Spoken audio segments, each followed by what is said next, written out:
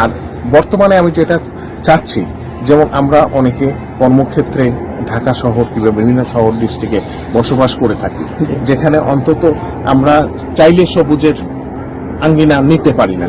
তাই বারান্দায় অথবা তার ব্যালকনিতে যদি আমি কিছু সবুজ তৈরি করতে পারি, যেমন সেই গাছগুলো আমি বেশি করে থাকি, যেমন ইনডোর প্ল্যান্ট নামে সেই গাছগুলো অনেক চারা করছি, এবং যেমন চারাগুলি আমি গিফট করে থাকি, এবং অনুপ্রাণিত করার জন্য সবুজের সান্নিধ্য থাকতে পারে, সেরকম যেন সবুজকে ভুলে না যেতে পারে। আমাদের প্রজন্ম তো স্যার এখন সবুজের প্রতি তেমন একটা আগ্রহ দেখায় না, কারণ ওরা দেখা গেছে ওইভাবে সুযোগটা পায় না। হ্যাঁ, সুযোগটা পায় না।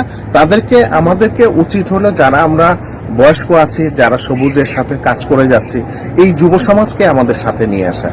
আমি চেষ্টা করি, প্রতিনিয়ত চেষ্টা করি, এবং প্রতিটা শিক্ষা প্রতিষ্ঠানে আমি প্রোগ্রাম করছি।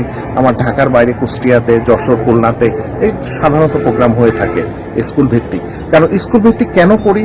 স্কুল ভিত্তিক করাতে ওদের মাঝে যদি একটা গাছ আমি গিফট করতে পারি, দেখা যায় ওই গাছটার প্রতি তার ভালোবাসা তৈরি হয়ে অন্যদিকে ভালোবাসা দূরে চলে যাবে, এবং ফেসবুক, ইউটিউব এইগুলার প্রতি তারা একটু দূরে সরে আসে। গাছের প্রতি ভালোবাসা তৈরি হলে ভবিষ্যতে তারা আরো গাছ তৈরি করবে এবং গাছমুখী হয়ে যাবে এবং সবুজমুখী হয়ে যাবে। সবুজের কাছে আসলে সবুজের প্রতি একটা ভালোবাসা আসবে। যেমন আপনারা আসছেন সবুজের কাছে, অনেক আপনার পরিবেশটা দেখে স্যার অনেক ভালো লাগছে। এই বিষয়টা তৈরি করার জন্য, থিম তৈরি করার জন্য আমার কিন্তু এই ছাদ বাগান এবং নিচেও দেখেছেন অনেক সবুজের আমি এই তৈরি করে রেখেছি, যে ভবিষ্যৎ প্রজন্মকে দেখানোর জন্য এবং শেখার জন্য এই কার্যক্রম।